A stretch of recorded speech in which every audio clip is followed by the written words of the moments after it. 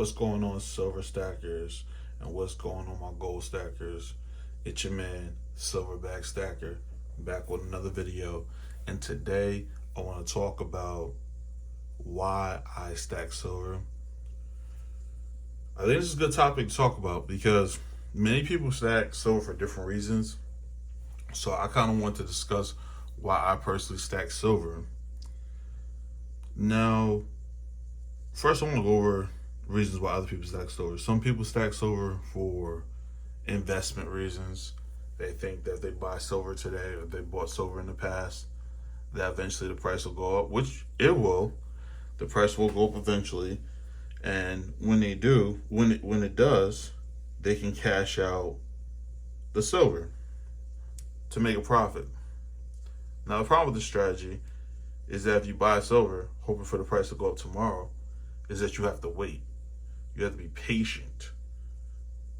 And let's be honest, most people are not patient. There's few people are patient enough to wait the long game, to wait for silver to go up.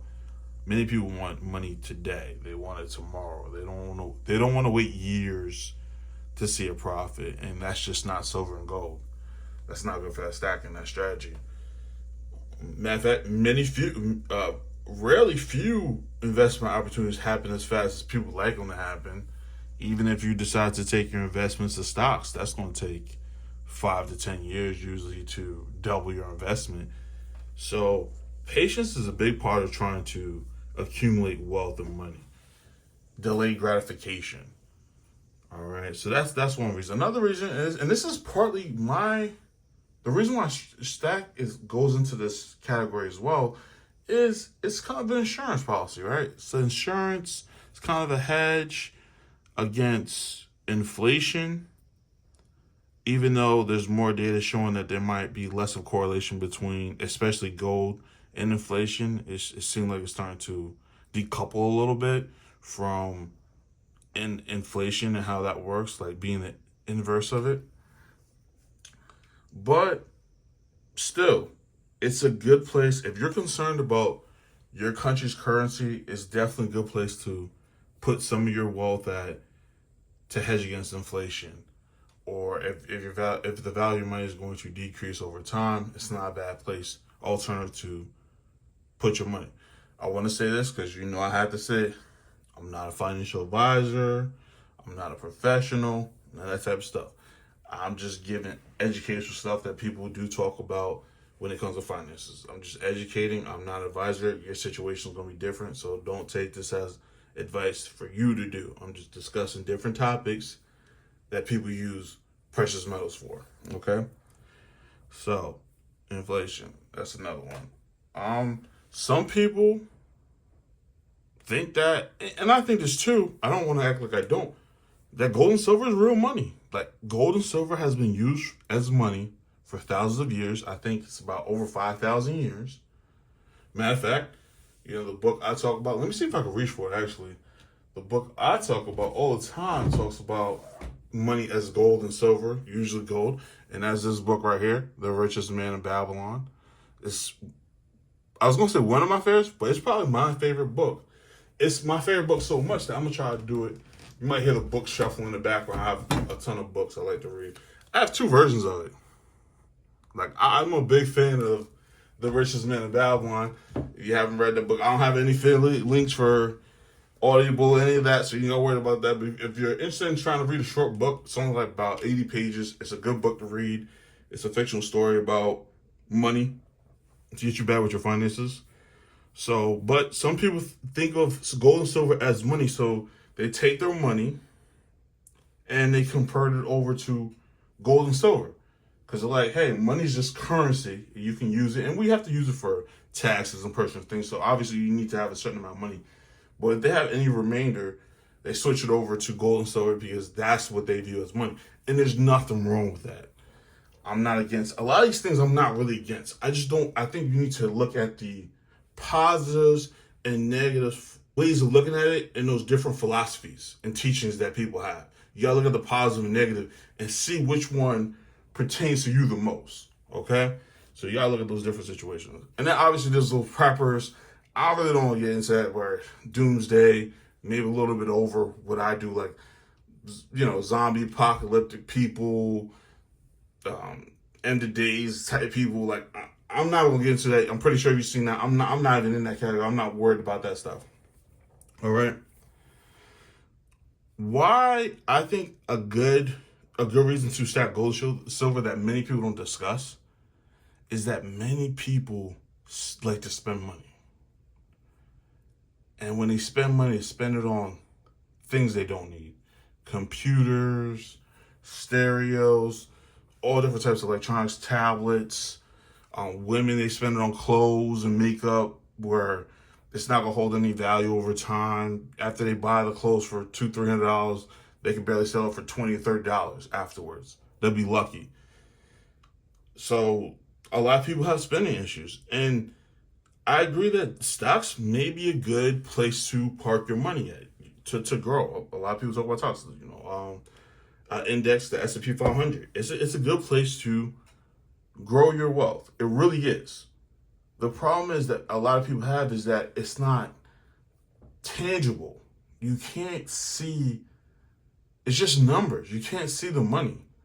It just goes into a computer, goes on your phone, and you see some numbers going up. And some people even do it. They just see the number going up. They feel good. A lot of people want to feel something. There's something about us as humans, we want to hold it. Even cash. A lot of people back in the day used to like holding cash because you see it growing. We want to see something grow. There's something about us that like seeing things grow.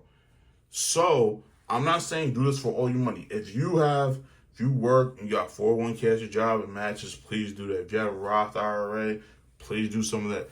But if you have any extra cash and you're just like, you're a spender and you just want to spend on something, and you just have that urge that many people do, try not to spend on stuff that's going to go down in value. If you can't, just invest in those other assets like, REITs or whatever, things that you can't see and hold, but you still want to hold your wealth somehow. Silver is not a bad place. It really isn't. And I should have been picking on metals during this video because it's probably going to be boring just looking at these metals, or these silver on the. This isn't a bad place. It's not a bad place to go ahead and spend some of your money on. And people talk about the premiums. Yeah, some of the premiums are high. I'm not gonna lie. Some of the premiums are high. Some of the premiums on these are $5-6. I know the premiums are going down right now, but I think about it like this: if you go spend your money on a laptop or tablet in a year or two, you'd be lucky to get a couple $100 from it, and you spent about $1,000.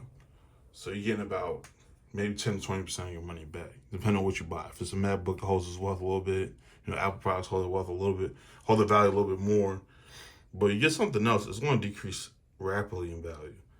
You get silver, even if you pay the premiums, if you're going to hold it for a few years, you're going to get probably about 80% of your money back, even with some high premiums. That's not bad.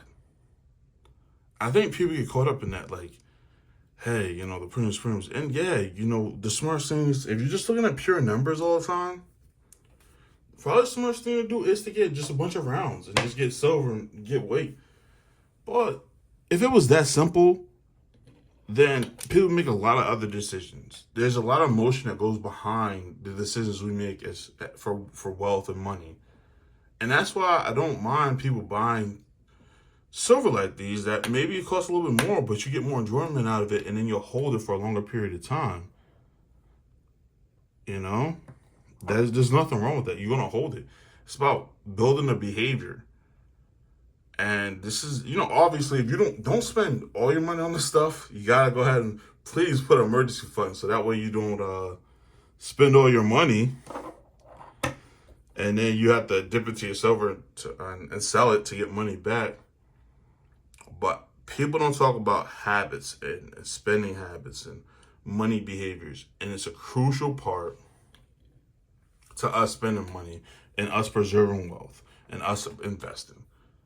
So I just want to talk about that because I see people talk about a lot of the topics, but people don't talk about people's behaviors when it comes to money. And I think that's why it's good to stack gold and silver.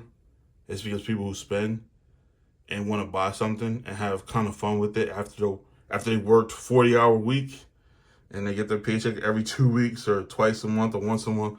They want to buy something, and this is not a bad place to park some of your cash and hold most of its value. All right. So that's the video. Please leave comments down below. Tell me why you stack silver. This is why I stack silver. It's because I'd rather park it here than electronics and other garbage that's going to lose its value. I like buying things. I'm kind of a natural spender. I do invest my money in the stock market. I do like investing some of my money in real estate. I do diversify. But when I just want to buy something and have fun, this is not a bad place. It's not a bad place. You know? Even if you, especially if you're going to hold it for a long time, because you're probably going to get your money back eventually, and if not, make more. If you hold it for years, like 10, 20 years. So this is not a bad place. So those are my reasons. Put your reasons down below. Please subscribe to my channel. It's going to get better and better over time. I promise you that.